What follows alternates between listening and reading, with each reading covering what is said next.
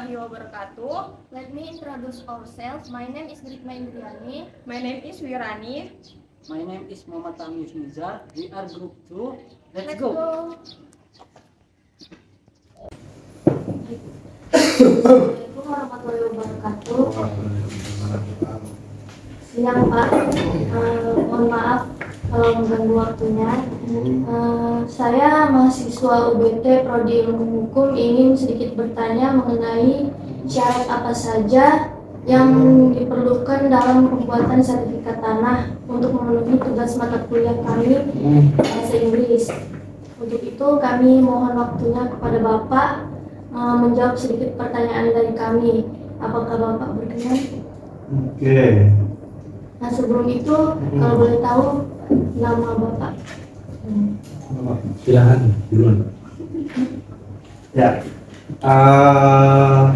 Perkenalkan, nama saya Devan Fadli. Saya posisi di penetapan hak dan pendaftaran.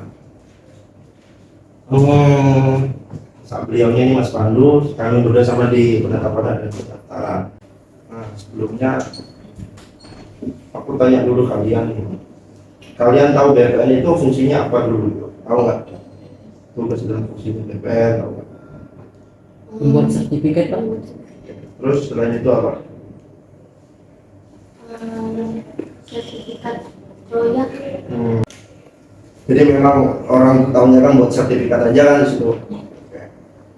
Kan tugas di BPN itu banyak tuh, selain menerbitkan sertifikat, terus ada yang pernah punya hak tanggungan nggak? Jaminan kan? Ya. Nah, penghapusannya kan juga di sini, pendaftarannya juga di sini. Terus jual beli tanah, terus pewarisan terhadap bidang tanah.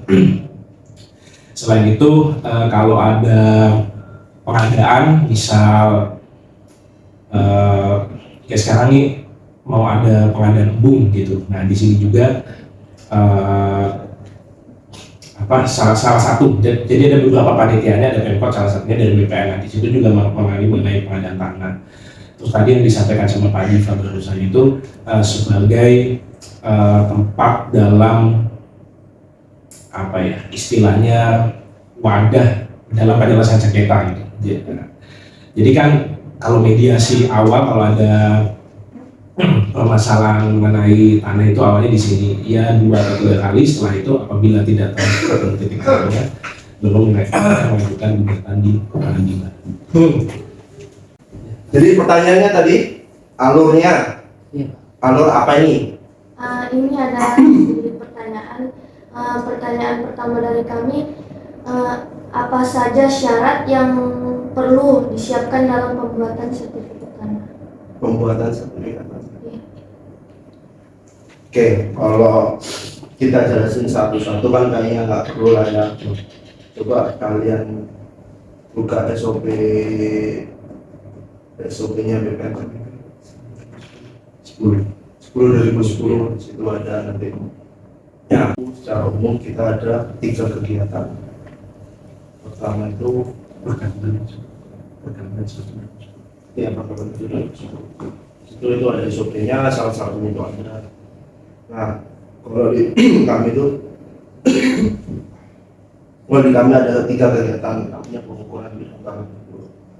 Pengukuran bidang tanah itu nanti outputnya berupa peta bidang tanah. Setelah peta bidang tanah itu diterbitkan, nanti diajukan namanya pemeriksaan tanah. Nah, pemeriksaan tanah itu nanti outputnya adalah SK, surat keputusan pemberian hak atas tanah, SK atas tanah, pemberian hak atas tanah di situ nanti.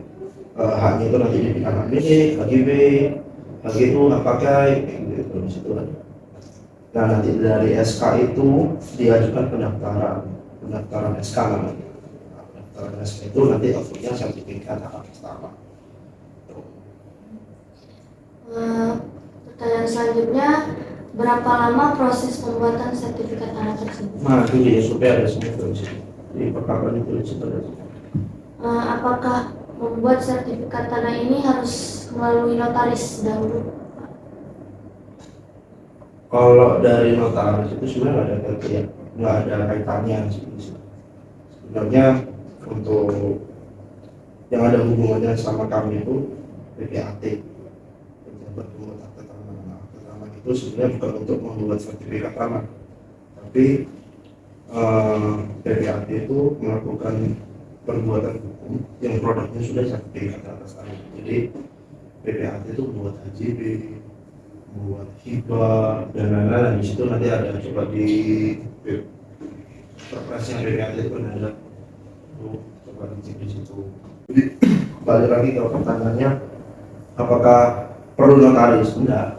Cuman kadang kan kalau sebelum sertifikat kadang udah punya tanah, suratnya dia itu surat pernyataan dia jual, biasanya jualnya lewat notaris itu perlu dilampirkan. Jadi alasan yang dilampirkan ke kami itu harus jelas urutannya, riwayatnya, perolehannya dari awal sampai akhir dia punya itu, bentuk peralihannya itu perlu dilampirkan semua ke kami. Pembuatan sertifikat tanah ini apakah memerlukan biaya, Pak? Jika diperlukan biaya, berapa biaya yang harus dikeluarkan? Itu saya bantu jawab ya. Sebenarnya itu syarat-syarat yang kita tanyakan. Jadi BPN itu sekarang ada aplikasi namanya Sentuh Tanahku, coba deh di download aja. Android, iOS juga bisa. iOS bisa. Ya. Nah di situ itu ada itu semua syarat-syarat. Terus di situ juga ada simulasi biaya itu. Jadi masing-masing daerah kayak di Tarakan sama di Jawa itu perhitungan perkaliannya itu beda gitu.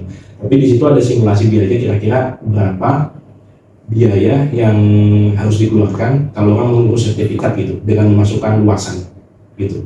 Tapi itu simulasi aja ya. Untuk tahu secara detailnya bisa datang ke loket gitu. Hanya itu bisa. Karena kita kan by aplikasi gitu. Jadi biaya itu langsung keluar dari sistem. Coba deh coba aja Sentuh Tanahku namanya. Karena kalau di iOS, kalau yang pakai iOS, yang pakai ini Android juga ada. Nah, di situ tadi yang Mbak tanya itu ada di situ semua, itu berdasarkan perkaman juga gitu. Lanjut ke pertanyaan ini, pertanyaan terakhir, Pak. Apakah tanah yang telah didaftarkan tersebut dapat dicabut hak kepemilikannya? Dicabut karena apa? Mungkin yang sekarang ini banyak tanah yang tumpang tindih gitu, Pak. Kalau dicabut itu kayaknya rasanya kurang pas.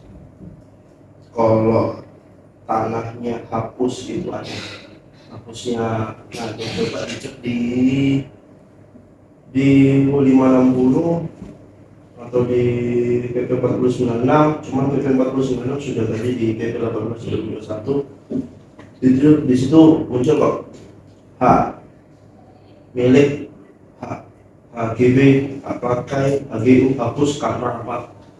Di situ jelas. Karena apa itu di situ jelas. Nah, kalau balik lagi kalau itu mau pilih, kita ada mekanisme yang perlu dilakukan. Semua penyelesaian permasalahan tanah itu ada mekanisme yang harus ditempuh. Jadi bisa melakukan melalui upaya non litigasi atau non litigasi itu upaya yang dilakukan melalui non peradilan. Jadi bisa mediasi, bisa musyawarah, arbitrase, bisa di situ. Nah, di situ kalau upaya itu nggak bisa atau ada opsi lain itu melalui upaya litigasi. Nah, litigasi itu melalui jalur peradilan. Peradilan itu bisa lewat tun atau bisa lewat pengadilan negeri. Nah, itu kalau itu mau pilih ya, kalau punya ada masalah tanah ya. Nah, kalau balik lagi kalau tanahnya dicabut, bukan dicabut sih, lebih ke hapus itu karena apa? Di situ nanti di BP ada atau di UU 560 itu ada. Baik Pak, karena sudah menjawab pertanyaan dari kami dan sudah meluangkan waktunya dan mau direpotkan. Assalamualaikum warahmatullahi wabarakatuh. Waalaikumsalam.